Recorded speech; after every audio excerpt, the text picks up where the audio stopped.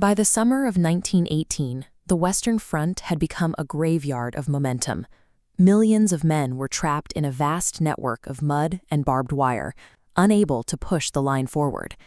To break these fortified defenses, military doctrine dictated one clear solution. Armies had to obliterate the enemy trenches with massive artillery bombardments before their infantry could advance. But this created a lethal catch-22. Firing thousands of shells for days on end acted as a giant alarm bell, giving the defending army plenty of time to rush heavy machine guns and reserve troops straight into the targeted sector. The calculus of war seemed permanently broken. High commands across Europe accepted a grim reality. Executing a true surprise attack against an entrenched enemy was physically impossible. The Allies needed to push the German Second Army away from Amiens, a vital railway junction that kept the British and French armies connected. The man tasked with solving this tactical nightmare was Australian Lieutenant General John Monash. Monash proposed a radical departure from standard military doctrine.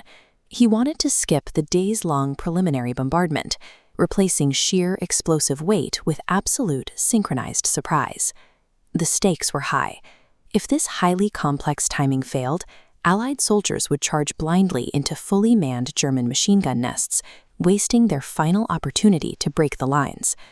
To set the trap, planners secretly moved 4 divisions of the Canadian Corps south toward Amiens under the cover of darkness. Simultaneously, they sent a radio detachment north to Flanders. The Germans intercepted these signals, focusing their attention exactly where the Allies wanted. But deception alone couldn't destroy the German bunkers. Artillery still had to hit its targets accurately. Normally, crews fired ranging shots to correct their aim, which would instantly reveal the location of the attack. To solve this, they used sound ranging. An array of microphones picked up the rumble of enemy cannons. By measuring when sound waves hit each microphone, mathematicians triangulated the weapon's origin. Combined with aerial photography, planners secretly mapped 504 of 530 German guns. Mathematics had solved the artillery problem, but a massive physical problem remained: how to hide the deafening mechanical roar of an approaching armored armada. The assault plan relied on nearly 600 heavy tanks to spearhead the infantry and crush the German barbed wire. These machines were loud, slow, and impossible to sneak across a quiet battlefield. To muffle the approach, the Royal Air Force deployed an ingenious acoustic camouflage. They flew twin-engine Handley Page bombers up and down the trench lines. The pitch of the aircraft engines closely matched the tanks, masking the mechanical rumble on the ground below. By 4:20 a.m. on August 8, 1918, the pieces were in place. A thick, unseasonable fog rolled in, blanketing the French countryside. At exactly 0 hour, the sound-ranging artillery barrage neutralized the German cannons, right as the armored columns and infantry surged out of the whiteout conditions. The German defenders were caught entirely off guard.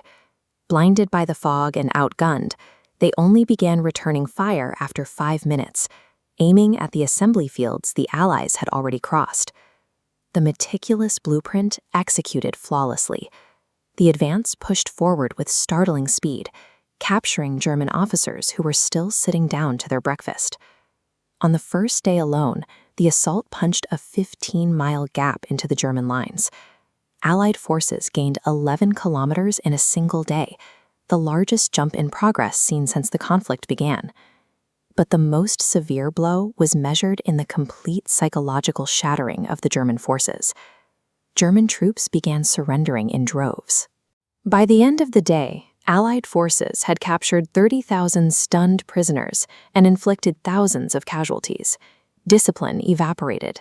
Retreating German soldiers actively hurled insults at their own reserve units moving up to the front, calling them strikebreakers and screaming at them for trying to prolong a lost war. The psychological shock of the assault proved more damaging than the physical losses, effectively convincing the German ranks that they could no longer win. When reports of the mass surrenders reached the highest levels of the enemy command, Quartermaster General Erich Ludendorff understood exactly what had happened. He officially recorded August 8th in his diary as the Schwarzer Tag, the Black Day of the German Army. By tightly synchronizing armor, aircraft, infantry, and precision artillery into one cohesive strike force, Monash demonstrated that the deadlock of the trenches could finally be overcome.